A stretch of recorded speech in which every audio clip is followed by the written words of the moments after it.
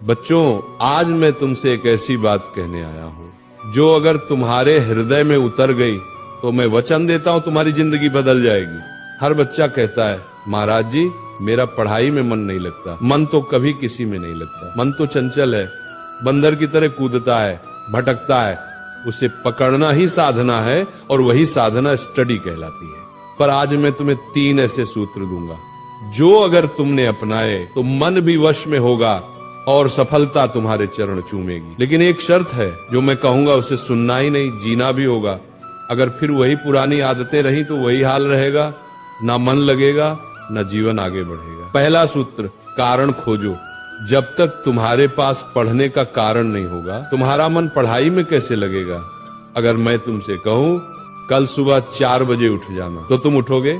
शायद नहीं। पर अगर मैं कह दूं सुबह 4 बजे उठो और तुम्हें 1 लाख रुपए मिलेंगे, तो तुम 4 नहीं 2 बजे ही उठ जाओगे। क्यों? क्योंकि अब तुम्हारे पास एक कारण है। यही है पहला सूत्र, रीजन बनाओ। क्यों पढ़ रहे हो? क्यों मेहनत कर रहे हो? क्या तुम्हारा कोई सपना है? क्या तुम्हें अपने माता पिता का नाम रोशन करना है? क्या तुम्हें गरीबी से निकलना है?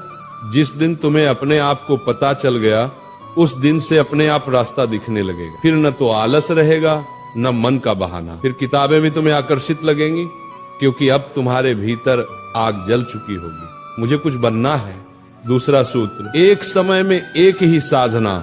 कई लोग कहते हैं हम मल्टीटास्किंग कर रहे हैं, पर सच ये है तुम मल्टी डिस्ट्रैक्टिंग कर रहे हो। एक समय में केवल एक ही काम करो। अगर पढ़ रहे हो तो सिर्फ पढ़ो, मोबाइल, दोस्त, बातें सबसे दूर रहो। एक कथा सुनो।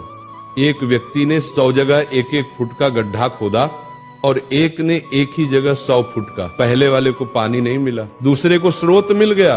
यही पढ़ाई में होता है। तुम रोज थोड़ा थोड़ा कई जगह ध्यान बांटते हो और कहते हो परिणाम नहीं आ रहे।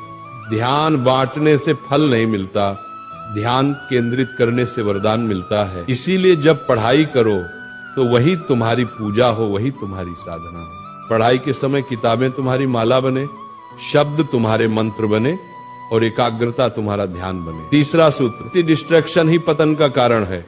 आज मनुष्य अपने शत्रु से नहीं, अपने मोबाइल फोन से हार रहा है। कभी विचार करो, मोबाइल तुम्हारे काम के लिए बना है या तुम मोबाइल के गुलाम बन गए हो। स्क्रीन छोटी है पर जाल बहुत बड़ा है। तुम कहते हो थोड़ा रिलैक्स करने चला था और वो थोड़ा 3 घंटे का टाइम पास बन जाता है। फिर तुम कहते हो मेरा मन पढ़ाई में नहीं लगता। मन कैसे लगेगा? जहां ध्यान होगा वहीं ऊर्जा बहेगी। और अगर ध्यान सोशल मीडिया में बहा दोगे तो ज्ञान कहां से आएगा? मोबाइल बुरा नहीं, पर अगर तुम उसका उपयोग साधन की तरह करो तो वो वरदान